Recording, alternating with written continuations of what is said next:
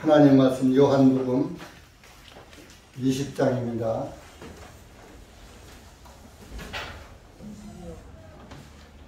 요한복음 20장 1절에서 20절까지 보시겠습니다.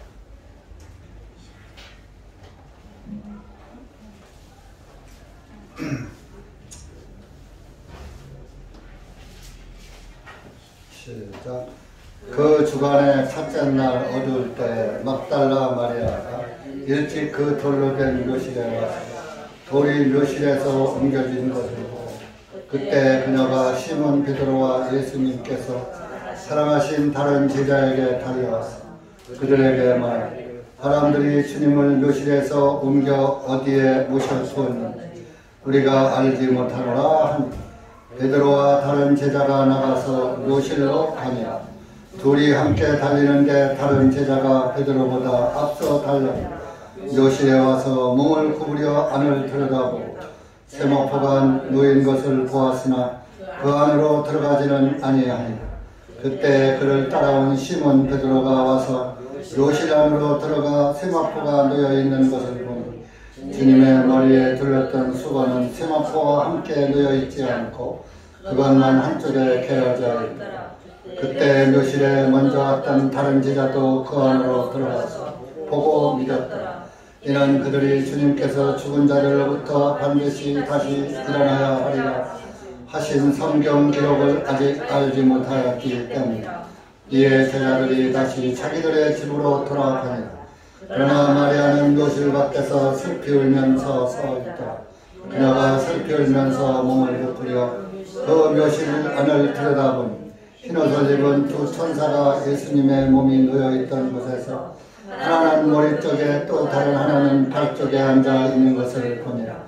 천사들이 그녀에게 말하되 여자여 어찌하여 울고 있느냐 하니 그녀가 그들에게 말하되 사람들이 나의 주님을 옮겨다가 어디에 모셔두었는지 내가 알지 못하기 때문이라 하고 그녀가 이 말을 한 후에 뒤로 돌이켜서 예수님께서 서 계신 것을 보았으나 그분이 예수님인 줄을 알지 못하니라. 예수님께서 그녀에게 말씀하시되 여자여 어찌하여 울고 있느냐 누구를 찾고 있느냐 하시니 그녀가 주님을 동산주기인 줄로 알고 말하되 선생님이여 만일 당신이 그분을 여기서 옮겼으면 어디에 모셔두었는지 내게 말씀해 주소서. 그리하면 내가 그분을 모셔가리이다 하니 예수님께서 그녀에게 말씀하시되 마리아야 하시니 그녀가 돌아서서 주님께 말씀하시되 나보니오여 하니 이는 선생님이라 하는 것이라. 예수님께서 그녀에게 말씀하시되 나를 만지지 말라. 이는 내가 아직 내 아버지께로 올라가지 않았기 때문이다. 그러나 나의 형제들에게 가서 그들에게 말하기를 내가 너의 아버지 곧 너의 아버지요 또 나의 하나님 곧 너의 하나님께로 올라간다 말하라 하시니 막달라 마리아가 제자들에게 가서 자기가 주님을 본 것과 주님께서 자기에게 이 말씀을 전하셨다고 말하니라. 그때 같은 날 곧 주간의 첫째 날 저녁 때 제자들이 모인 곳에 유대인들을 두려워하여 문들이 잠겨 있었는데 예수님께서 오셔서 가운데 서서 그들에게 말씀 너희에게 평강이 있을지어다 하시니라. 이렇게 말씀하신 후에 주님께서 그들에게 자신의 양손과 옆구리를 보여주시니 그제서야 제자들이 주님을 보고서 기뻐하니라.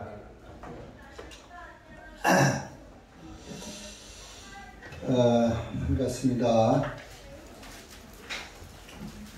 벌써 세월은 빨리 흘러서 3월이 지나고 또 4월 4일 첫째 주일을 맞이했네요. 벌써 모든 나무는 잎을 피우기 시작했고 꽃이 또 이제 일찍 핀 꽃들은 지고 있고 이렇게 세월은 어김없이 절기에 맞춰서 자기의 살아있는 것을 증거해 보입니다. 우리 살아있다는 그리스도인들도 정말 내가 예수 그리스도 안에서 살아있는 자인가 하는 것을 나타내 보이는 그런 그리스도인들이 되어야 할 것입니다. 죽었는지 살았는지, 저 영혼이 산 영혼인지 죽은 영혼인지 분간이 안 될 정도로 이렇게 신앙생활을 해서는 안 되는 것입니다.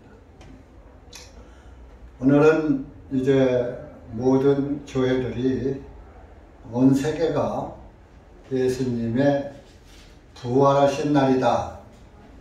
그래서 오늘 이렇게 부활절로 이제 부활절 예배도 드리고 부활절 행사도 하고 이렇게 합니다. 실제적으로 예수님이 언제 부활하셨는가, 언제 들어가시고 언제 부활하셨는가, 그것을 성경적으로 미뤄보면 오늘은 부활절 날짜에 해당이 안 됩니다. 6월절은 그 유대력으로 정월 14일인데 정월 14일은 보통 3월 하순 4월 초에 이렇게 날짜가 맞춰지긴 합니다. 그러니까 지금 4월 초니까 날짜적으로는 비슷하게 맞았죠. 그러나 그 6월절 절기는 이제 그 춘분을 우리나라 절기로 말하면 춘분을 그 기점으로 해서 춘분이 지나고 만월이 되는, 만월은 보름이 되는 그 첫 춘분 지내서 첫 번째 돌아오는 보름이 그 6월절이 되는 것입니다. 현재 6월절은 14일이라고 그랬으니까 음력 14일이 되는 거예요. 춘분 지내서 첫 번째 돌아오는 음력 14일이 되어야 돼요. 지금 여러분 달력을 보시면 지금 보름인가요? 보름은 벌써 한참 전에 지나갔어요. 지난 주일쯤에 지나갔어요. 원래 이제 그 지난 주일에 해야지 되는데 이제 우리나라 사람들이나 모든 이제 지금 태양력으로 기준을 하다 보니까 태양력은 그 12시가 되면, 밤 12시가 되면 그 이튿날로 넘어가죠. 그러니까 지난 주일은 이제 그 14일이 되는데 지난 일요일 날이 15일이었던 거예요. 그러니까 이것은 같은 날이다 해서 오늘로다가 한 주간 미뤄진 거예요.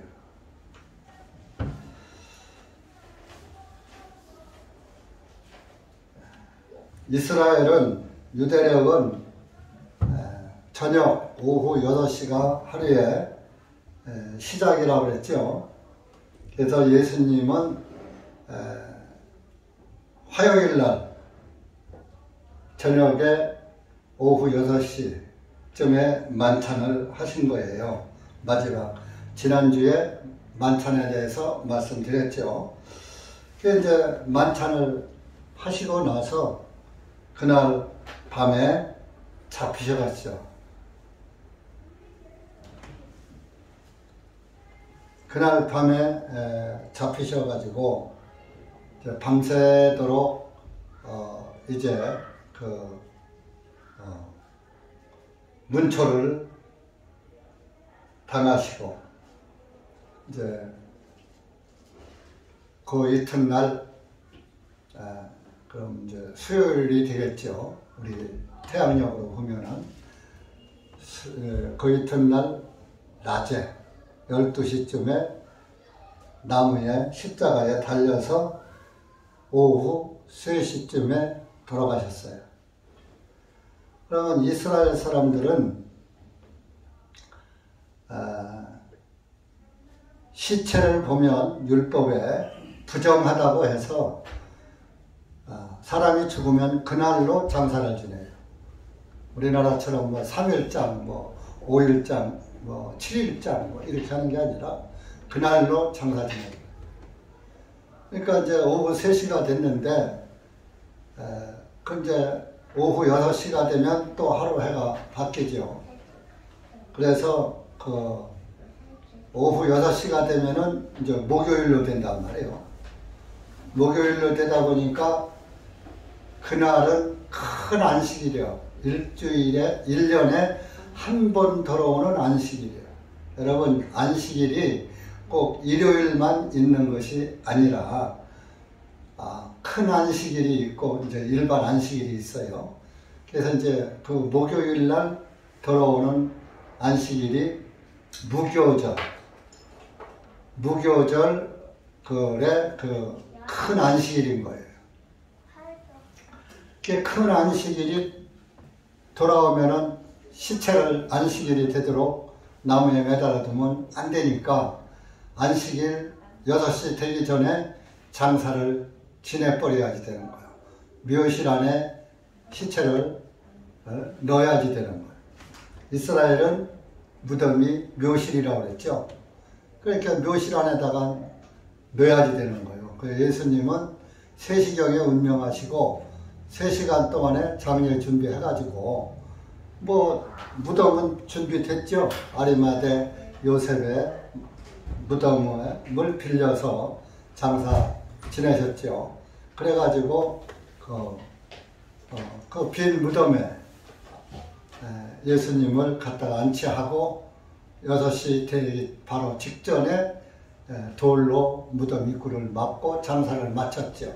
6시가 되니까 목요일이 되면서 이제 장사한 지 3일 동안 지내는 거예요. 그러니까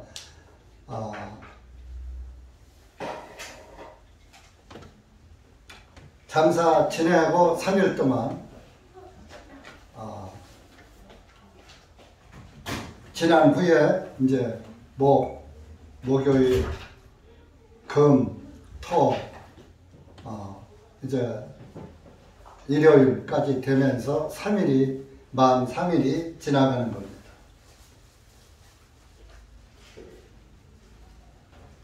그래서 이제 보세요.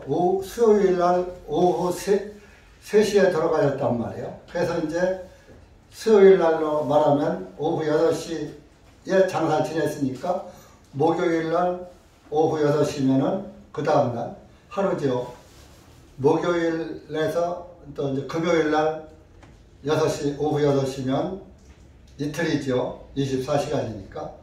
그럼 이제 금요일 날서 토요일 날 오후 6시가 되면 72시간이 되는 거예요.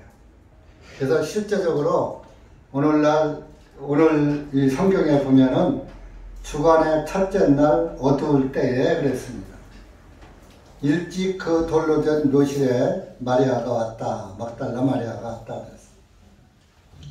그러니까 예수님은 뭐 굳이 72시간 이상 무덤에 계실 필요는 없는 거예요. 없는데 이제 그 토요일 날 저녁이면 안식일이 끝나거든요. 그럼 이제 일요일이 되는 거예요. 그것이 그 주간의 첫째 날이 되는 거예요. 우리 달력 보면 일요일이 한 주의 시작이잖아요. 많은 사람들이 그래. 한 주의 시작은 월요일이다. 일요일까지 공휴일이 월요일이 첫 출근이야. 뭐 물론 이제 직장 출근은 첫 출근이 되지만 달력을 보면 한 주간의 첫 번째 날이 일요일이에요. 그래서 주간의 첫째 날 일요일 날을 의미하는 거예요. 그래서 이제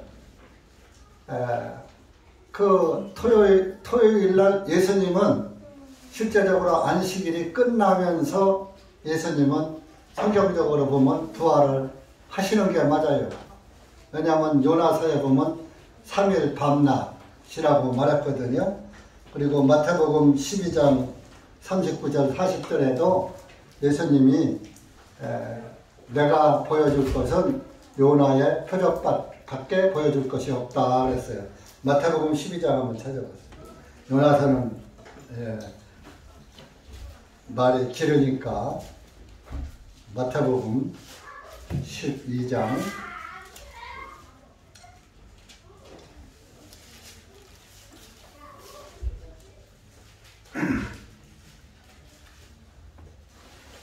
39절 40절 시작.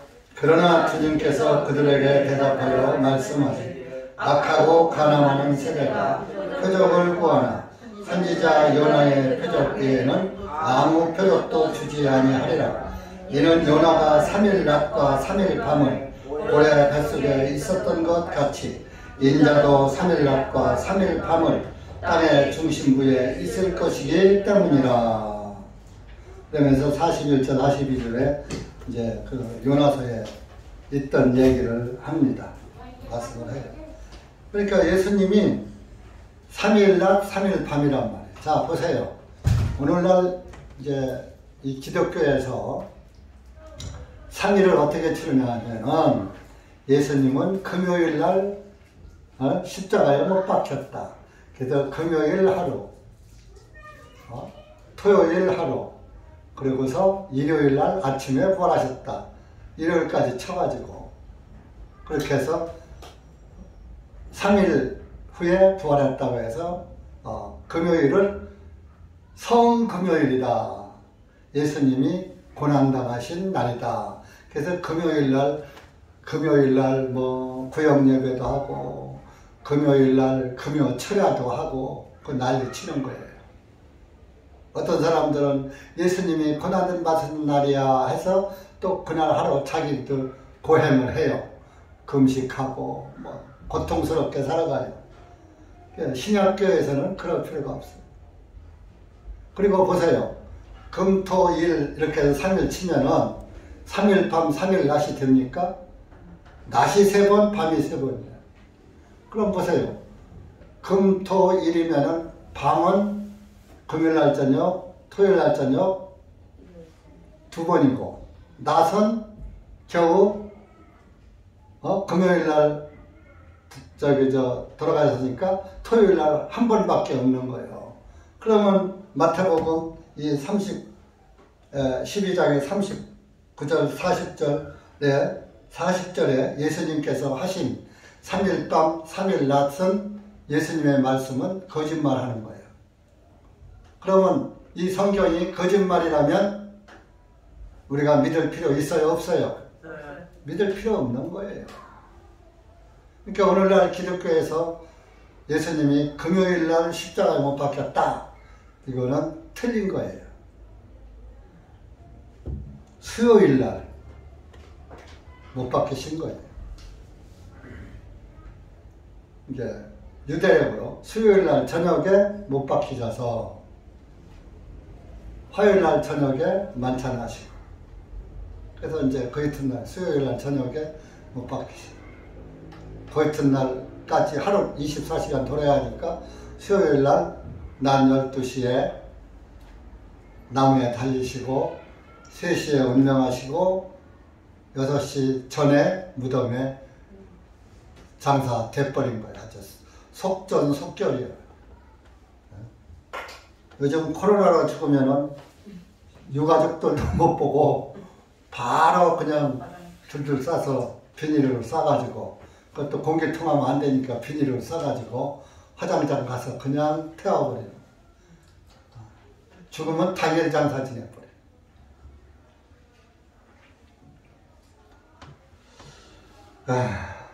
유가족들도 그 시신을 보지 못합니다. 나중에 재만 이제 인수받는 거예요. 아무 의미 없는 거죠. 화장을 하면은 우리 사람에 있는 유전 인자까지 싹 다 버린대요. 그래서 그 화장한 채는 아무 의미가 없다는 거예요.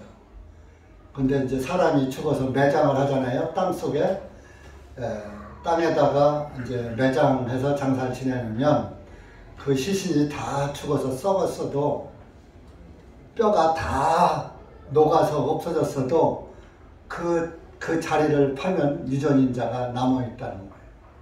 그래서 6.25 때 죽은 사람들 다 그렇게 이제 그런 뼈다귀 하나 있으면 뼈에서 유전인자 찾아서 유족 찾고 뼈 못 찾으면 그 장사한 곳 묻힌 곳을 알면 묻힌 곳에 흙을 파서 그 유전자 검사해서 유가족을 찾고 이렇게 합니다. 그래서 예를 들어서 아담이 장사됐다. 땅에 장사됐죠? 그 아담의 시신은 뼈도 없어요. 지금 어딘지도 모르고. 그렇지만 예수님이 재림하시게 될 때 부활하는 거예요. 왜? 그 흙 속에 아담의 유전인자가 들어있기 때문에. 그래서 사람은 하나님께서 너는 흙이니 흙으로 돌아가라. 여러분들을 좀 세상에 살 때 그 좀 거치장스럽긴 하고, 요즘은 이제 그 아들을 뭐 낳는 사람도 있고 못 낳는 사람도 있고 이렇게 묘지 관리가 어려우니까 전부 화장해서 납골당 하는데, 그리스도인들은 납골당 가는 게 안 좋아요. 그래서 여러분들이 공원 묘지라도 사고 아니면 조그만 임에라도 돈 모으면 사서 나 죽으면 여기다가 갖다가 묻어라. 너희들이 묘 깎다가 못 깎으면 그냥 내버려 둬라. 어느 집안이고 묵은 묘 없는 집안이 없어요. 족보를 다 보면은 족보에 대가 다 끊겨 있어요. 그 억지로 꽤 맞춰서 족보 만드는 거예요. 우리 집안 그런 게 아니라 어느 집안이고 다 그래요. 그렇기 때문에 그 조상들의 무덤을 다 후손들이 지키지 못해요. 그러니까 다른 조상들도 못 지켜서 어디에 있는지 못 찾는데 뭐 나는 안 그러라는 법이 어디 있어요.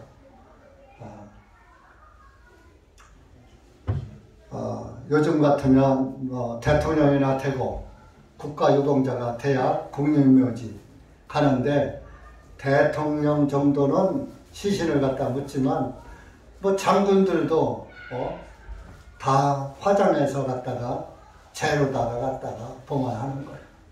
그러니까 국립묘지도 사실 종교 아니죠. 묘지 관리를 해주지만 아무 의미 없는 거예요.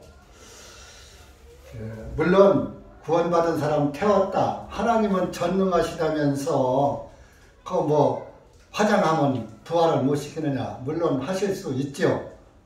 하나님은 무에서도 유를 창조하시는 분이니까. 근데 하나님의 말씀에 불순종을 하면 안 되는 거예요.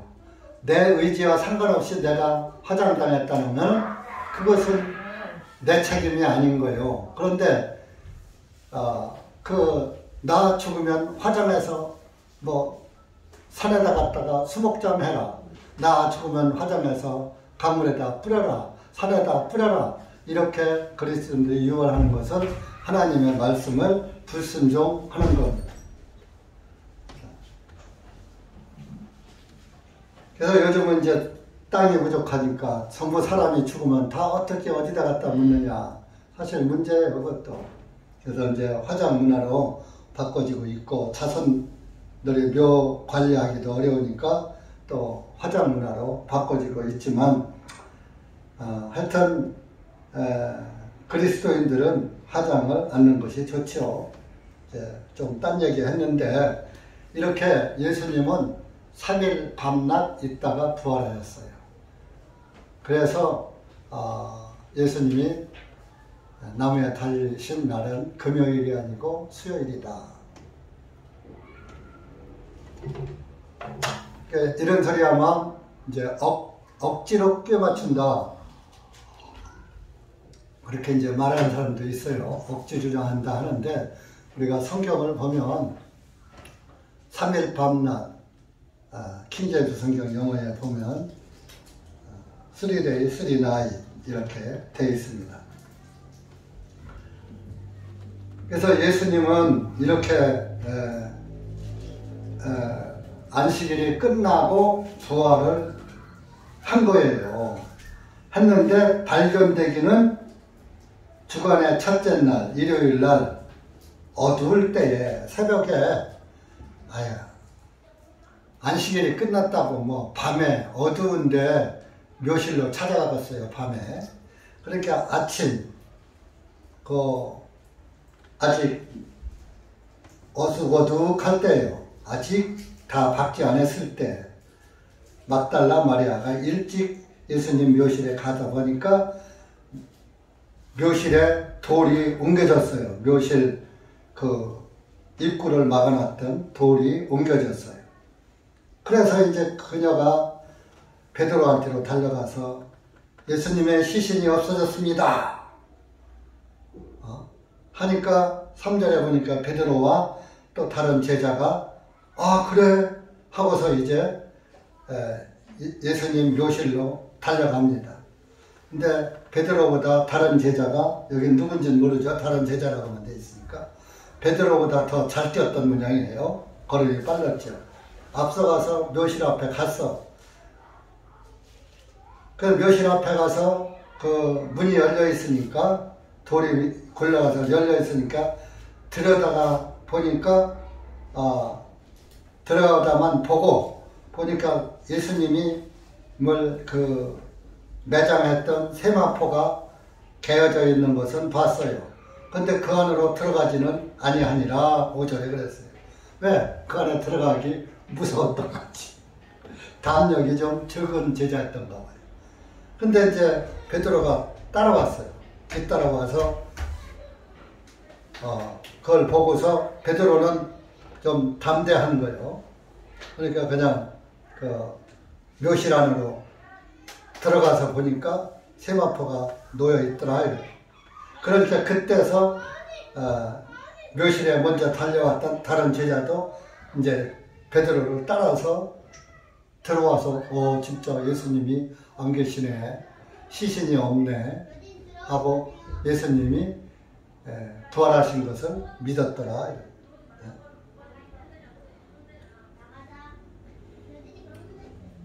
예수님이 없어졌다 하는 것을 믿은 거예요.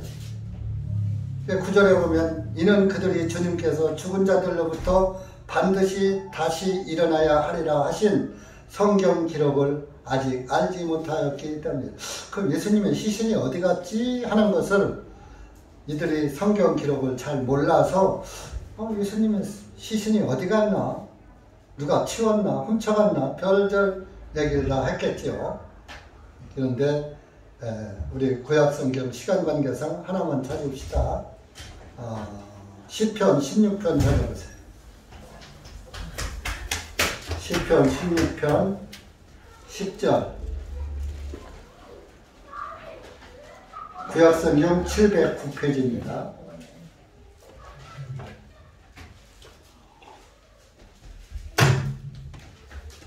구약성경 709페이지. 이것은 다윗이 쓴 시지만은 시편도 예수님의 이야기입니다. 시편의 나를 기록해 기록된 것이 이루어져야지 된다라고 말씀하셨잖아요. 시작. 이는 주님께서 나의 혼을 지옥에 버려두지 아니하시며 주님의 거룩하신 이로 하여금 썩는 것을 보지 아니하게 하실 것이기 때문이니라. 보세요. 지옥에 버려두지. 예수님은 저와 여러분의 죄를 짓고서 죄를 졌기 때문에 저와 여러분이 지옥으로 빠져야 돼요.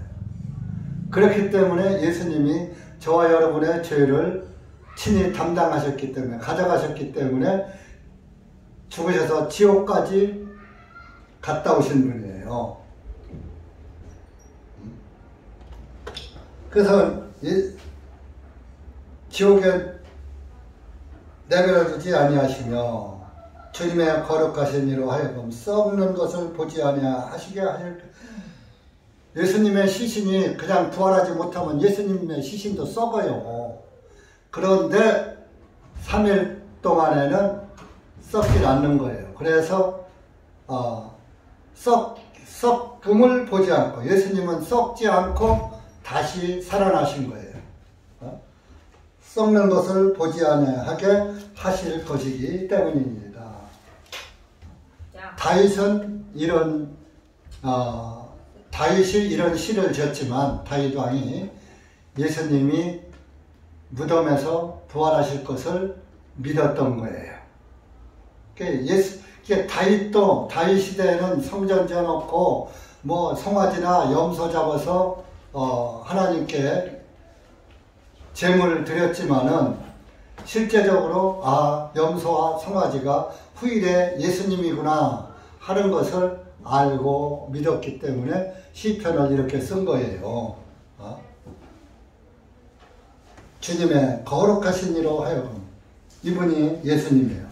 썩어질 것을 보지 아니하게 하실 것이기 때문에. 그래서 예수님이 이렇게 부활을 하신 겁니다. 그래서 이제 이렇게 부활한 것을 알고 이들이 자기 집으로, 무덤에 예수님 없는데 거기 있으면 뭐래? 이제 제자들이 다시 돌아갔죠. 그런데 이 마리아는 막달라 마리아입니다. 막달라 마리아는 7 귀신 들렸던 여자예요.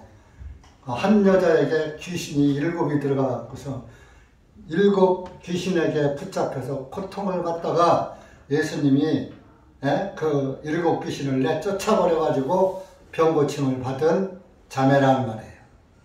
그러니까 예수님이 얼마나 감사해.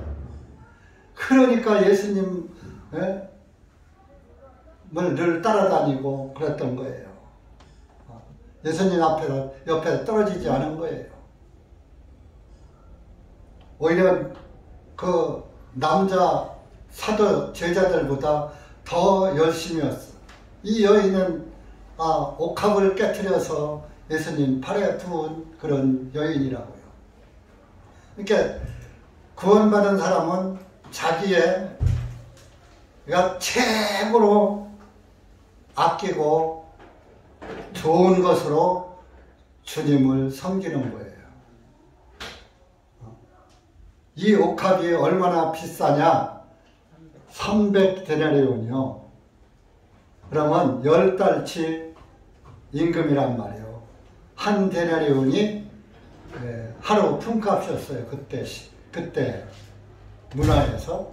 그러니까 300데나리온이니까 360일이요. 이스라엘은 31일, 29일 없어요. 무조건 360일이요. 30일이요. 한 달.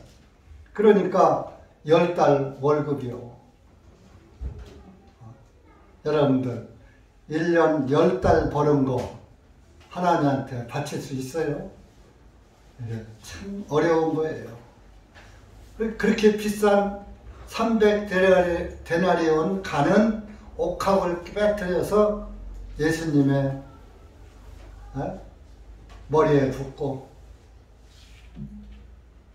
했던 발을 씻기고, 눈물로 발을 씻기고 머리털로 여자의 긴 머리 그 예수님의 발을 씻은 그런 자매라.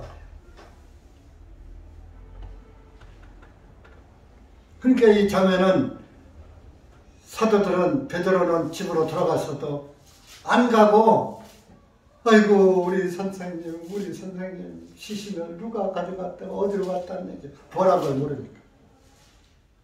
그러니까 12절에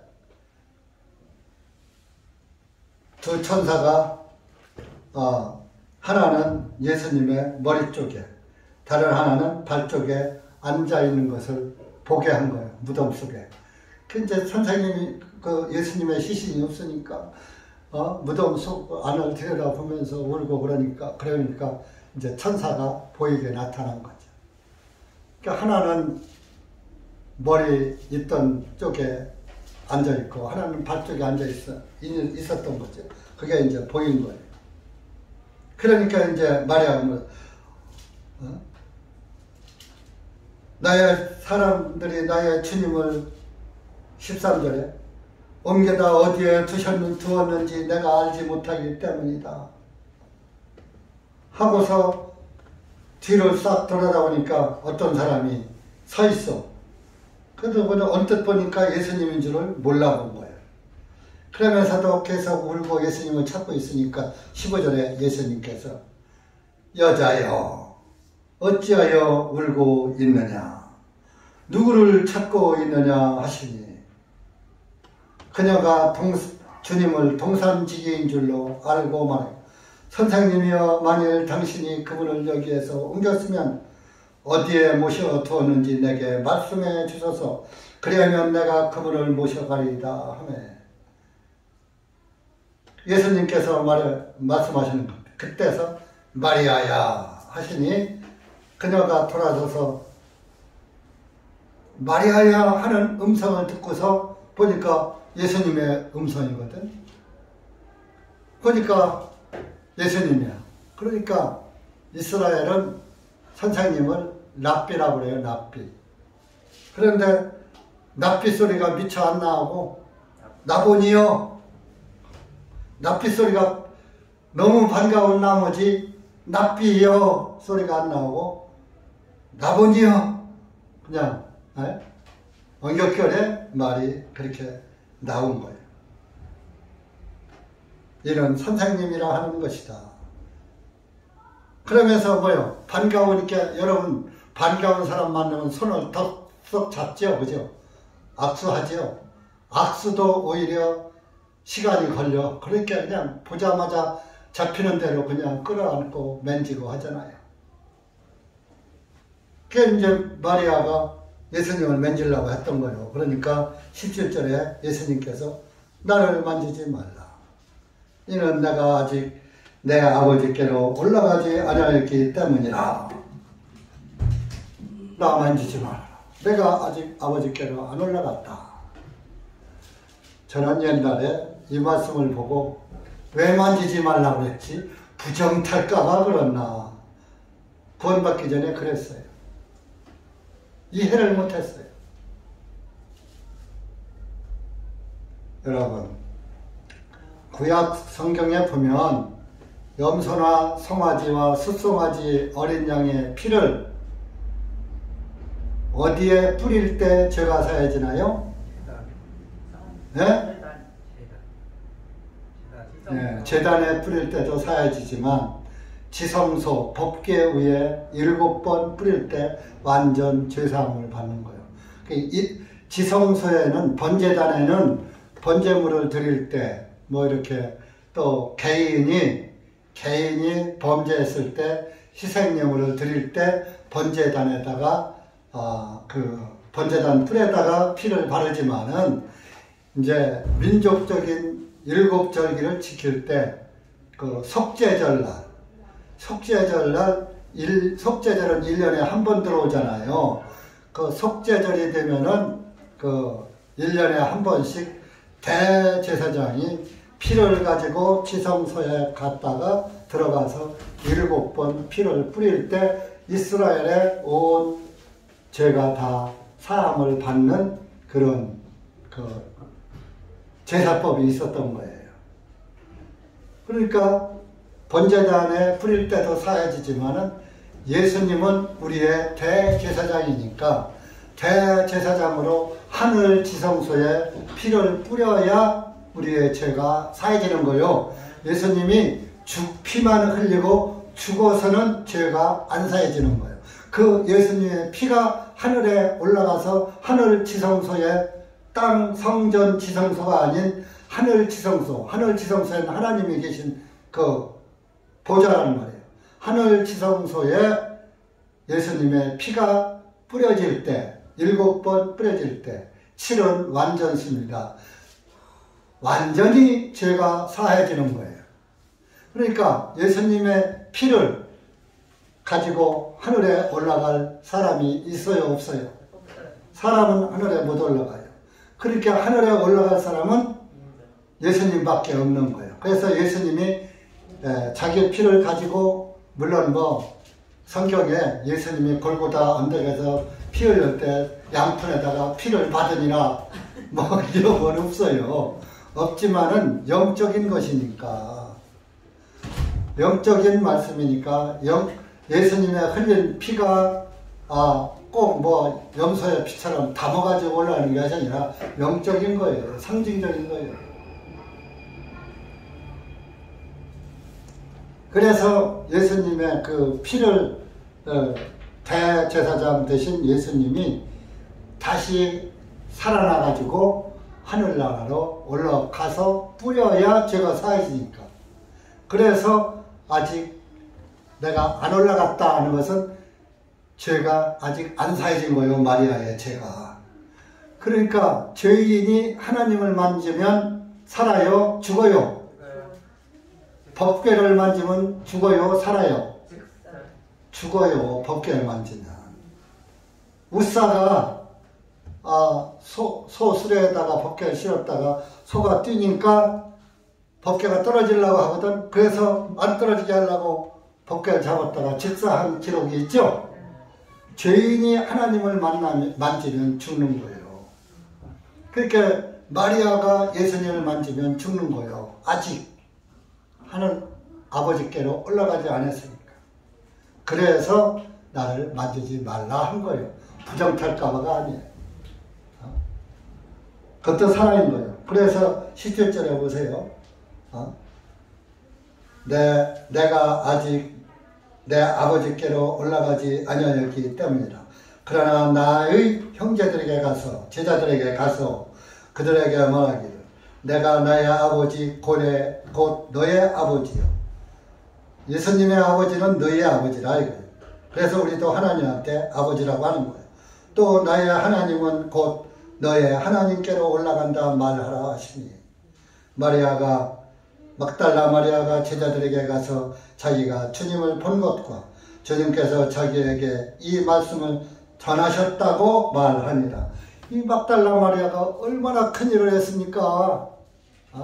자매지만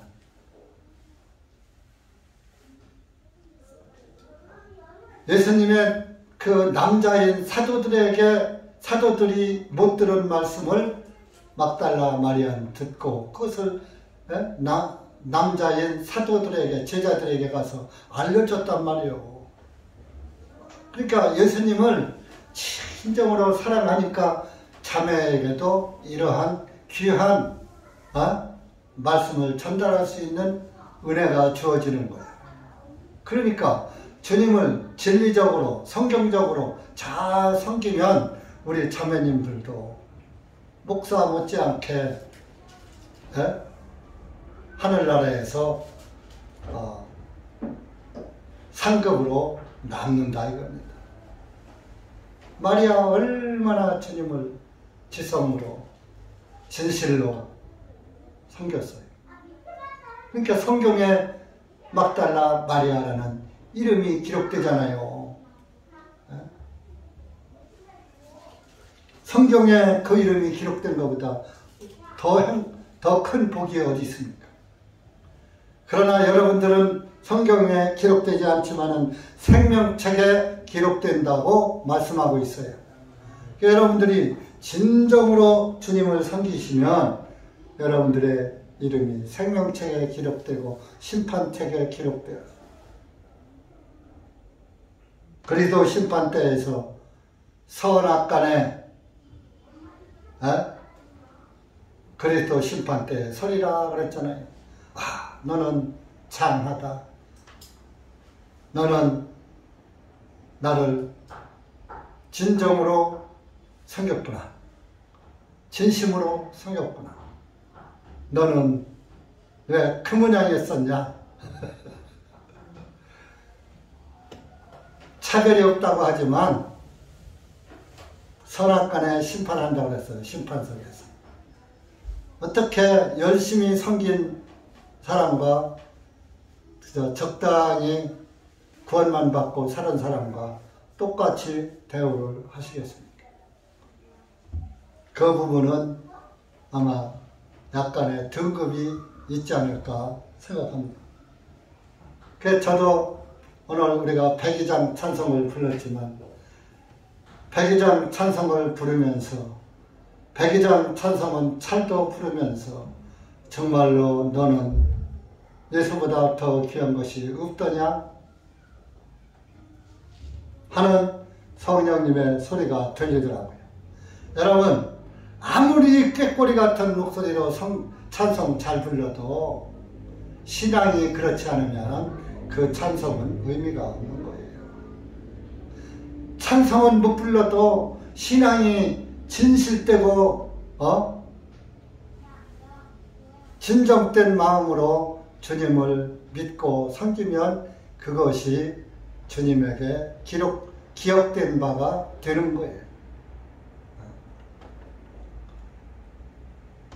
그렇게 해서 이제 마리아한테 그렇게 했는데 19절에 보니까 그날 첫째 주간의 첫째 날 저녁 때, 그러니까 마리아를 만지지 말할 때는 아침이고 이제 하늘에 올라갔다 오신 거예요. 피를 뿌리고 예수님은 오셔서 그날 저녁 때 19절 보면 제자들이 모인 곳에 유대인들을 두려워하여 문들이 잠겨 있었는데, 그때는 예수님도 잡아 죽였기 때문에 예수님의 제자들도 잡히면 죽어. 저거 다 예수하고 같은 무리야 하면서 죽인단 말이에요. 그러니까 유대인들을 피해서 마가 다락방에 숨어서 문을 잠궈놓고 있었던 거야. 문들이 잠겨 있는데 예수님께서 오셔서 가운데 서서 그들에게 말씀하시기를 너희에게 평강이 있을지어다 하시니라. 너희에게 평강이 있을지어다. 너희에게입니다. 오늘날 이 세상의 평화는 진정한 평화가 아닙니다. 평화 없어요. 이 세상 땅에는. 그런데 이것은 구원받은 그리스도인은 항상 마음에 평강이 주어지는 거예요. 그래서 늘 마음이 평안한 거예요. 그래서 우리가 평안해 평안해 평안해 하고 찬송을 부르는 겁니다. 오늘날 로마 가톨릭에서 이 땅의 평화를, 로마 가톨릭에 무슨 평화가 있습니까? 로마 가톨릭에서 우리 선배 그리스도인들을 얼마나 죽였는데 6,800만 명을 죽였다는 그런 기록이 있어요. 그리스도인들을 다 죽였다니까요. 십자가를 부정해도 죽였고, 침례를 영세를 받아야 하는데 영세 안 받는다고 죽였고, 로마 가톨릭 믿지 않는다고 죽였고,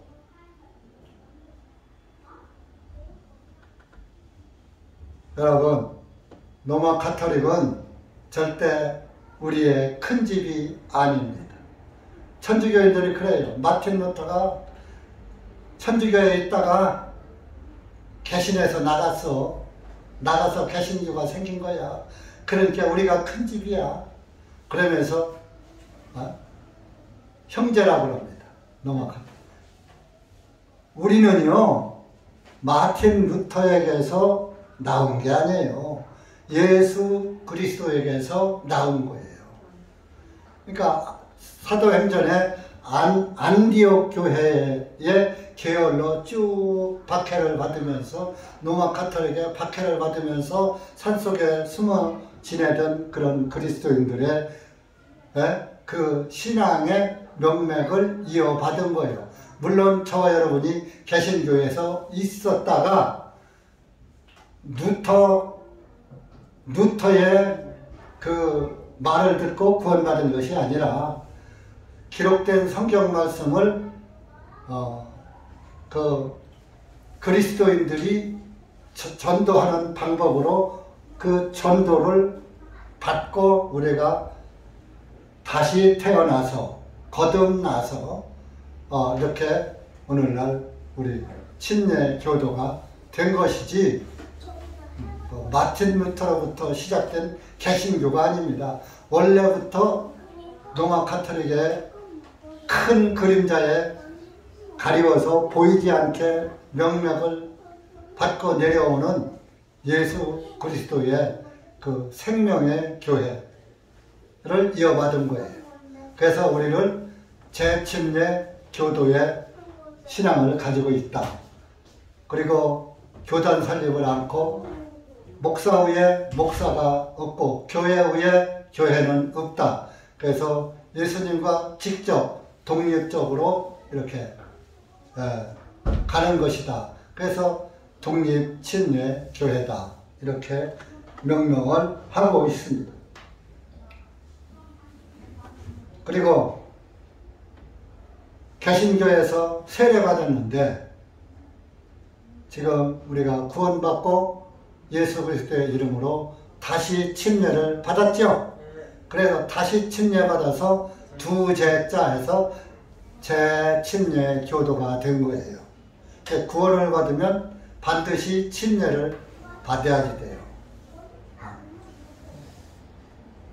사도 바울도 구원받고 침례 받았잖아요. 그리고 다 사도들도 전도를 하면 구원받은 사람에게 침례를 줬잖아요. 그러니까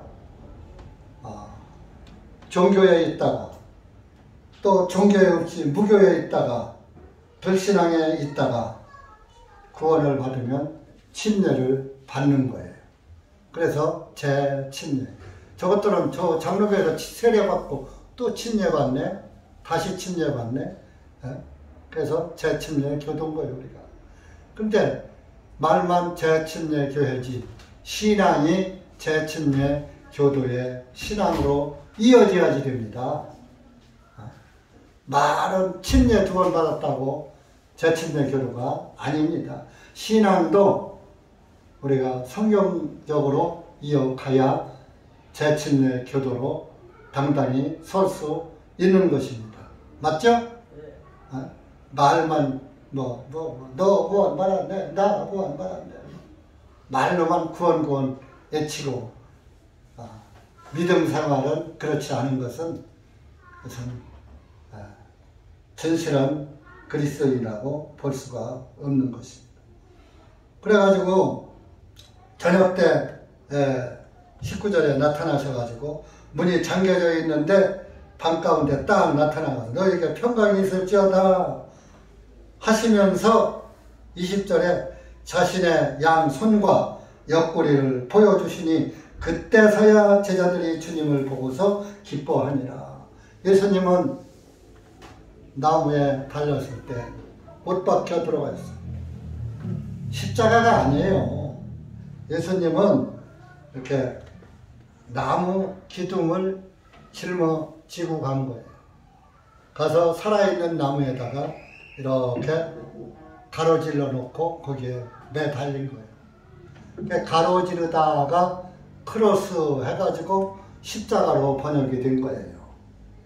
근데 구약 성경에는 십자가라는 단어가 하나도 없어요. 범법자는 나무에 달아 죽이니라. 율법의 저주를 받는,서 율법을 범하면 죽일 때 나무에 달아 죽이는 거예요. 그리고 헬라 원문에도 십자가라는 단어는 없습니다. 스타우로스 해서 나무에 달아 죽였다. 성경에서도 나무에 달아 죽인 예수라고도 많이 번역이 되어 있는데 가끔 가다가 십자가에 못 박히신 예수님 이렇게 되어 있어요. 예, 그래서 킹제임스 성경도 100% 완벽한 게 아니에요. 헬라 원문이 오히려 완벽한 거죠. 그런데 그래도 이런 개신교 성경보다는 킹제임스 성경이 그래도 제일 가까운 거예요. 어떤 교수가 그런 말을 합니다. 번역은 악역이라고. 100% 번역을 정확하게 할 수는 없다 이거예요. 그래서 번역은 악역이다. 그런 말을 하는 것도 들었습니다. 번역하다 보면 의욕도 생기고 또 그것을 이해를 돕기 위해서 의역을 하다 보니까 말씀에 번역할 때마다 말씀에 변질이 오는 것입니다. 그래서 우리 성경은 1611년판에 근거를 둔 거기 때문에 가장 확실한 성경 중에 하나입니다. 48명의 학자가 의견 일치를 봐서 번역을 한 겁니다. 보시고 이제 마지막 이렇게 그 두 손에 못 박힌 것을 보여줬어요. 옆구리에 창 로마 군인이 확인 사살할 때 옆구리를 쿡 찌르니 피와 물이 나오더라. 마태복음 27장에 나오는 거 봤죠? 들었죠? 그러니까 3일 동안에 손에 못자국 상처가 다 나서요? 안 나서요? 안 났죠. 또 옆구리 상처 그대로 보여준 거예요. 그러니까 안 믿을 수가 없는 거예요. 다른 사람이 내가 예수다 이렇게 할 수가 없는 거예요. 그러네. 양손에 못자국 보여주니까 맞네. 우리 주님 옆구리에 창자국 맞네. 그러니까 오늘날 예수님이 재림하실 때도 반드시 이 흔적을 가지고 오실 겁니다. 네? 내가 2000년 전 골고다의 언덕에서 못 박힌 흉터야. 내 옆구리에 창자국을 봐라. 저도 작년에 이렇게 수술한 거 수술 자국이 쫙 나와 있어요. 이거 죽을 때까지 안 없어져요. 예수님이 재림하실 때도 아마 그 흔적을 가지고 오실 겁니다. 그래야 2000년 전에 죽으셨다가 부활하셔서 하늘에 계시던 우리 주님이 나 데리러 오셨네 하고 따라가는 거예요. 오늘날 문선명일 안상홍일 손에 못자국이 어디 있어요? 흔적이 어디 있어요? 이만희 흔적 있나 가서 보세요. 네? 땅에서 사람의 종자로 태어난 사람은 사람의 후손이지 예수님이 될 수가 없어요. 어떻게 하나님이 됩니까? 예수님은 하나님이십니다. 그런데 이 성경 보니까 내 아버지라고 그러고 내 하나님이라고 했네. 아버지 따로 있고 하나님 따로 있는데 예수님이 하나님이야. 예수님이 그때는 아들의 역할을 하신 거예요. 그리고 하나님은 성부, 성자, 성령이 하나라고 했잖아요. 그러니까 하늘에 계실 땐 아버지고 땅에 오실 땐 아들이고 영으로 오실 땐 성령이고 그런 거예요. 그래서 오늘 예수님의 부활절은 사실 부활한 날짜는 아니지만 우리가 1년에 한 번씩 그 만찬을 하는데 예수님의 다시 사신 것을 우리가 기억하면서 만찬을 하기 때문에 또 모든 사람들이 부활절로 오늘 이렇게 하는데 부활절 행사는 않더라도 우리가 예수님의 죽으셨다가 부활하신 그것을 기념하기 위해서 만찬을 사실 지난주에 했어야지 돼요. 지난주에 하면 딱 맞아 성경적으로. 근데 제가 여러분들에게 우리 자매님들에게 얘기를 안 했습니다. 죄송합니다. 내가 좀 생각을 깜빡하고 이렇게 했다가 중간에 생각을 했는데 이미 날짜가 지나갔기 때문에 오늘이라도 하자 해서 하는데 모든 교회들이 다 오늘 부활절로 만찬도 하고 다 합니다. 그러니까 우리는 그리고 부활절은 1년에 한 번만 부활절 절기 지키는데 날마다 나의 죄를 사하시기 위해서 부활하신 예수님을 날마다 바라보면서 우리가 날마다 죄 져요 안 져요? 날마다 죄 짓고 살으니까 날마다 예수님 죽으신 거 바라보고 골고다 언덕 바라보고 예수님이 다시 부활하신 예수님 바라보고 예수님이 부활하셨으니까 나의 죄가 사해졌구나. 예수님이 죽으셨으니까 내 죄 때문에 죽으셨구나. 이것을 날마다 예수님을 바라보며 살아가야 됩니다. 자, 로마서 4장 찾아보세요. 이것만 읽고 마치겠습니다. 예수님의 부활에 대해서 왜 부활하셨나? 25절 4장 그 마지막 절입니다. 신약성경 227페이지입니다. 빨리 못 찾는 분을 위해서 페이지수 불려주는 거예요. 신약 227페이지 시작. 예수님께서는 우리의 범죄함 때문에 넘겨지셨고 또한 우리를 의롭다 하심을 위하여 다시 일어나셨느니라. 예수님 우리의 범죄함 때문에 넘겨지셨고 죽으셨고 우리를 의롭다 하시기 위해서 다시 살아나셨다 그런 얘기예요. 그러니까 예수님의 부활이 아니면 우리가 의로워질 수가 없어요. 그래서 우리는 의로워졌어요. 로마서 8장 232페이지 8장 33절 34절 시작. 누가 하나님께서 택하신 자들을 고소하리요 의롭다 하시는 분은 하나님이시니 누가 정죄하리요 죽으신 분은 그리스도시요 참으로 다시 일어나신 분도 그리스도시니 그분께서는 하나님의 오른편에 계시며 또한 우리를 위하여 중보하시느니라.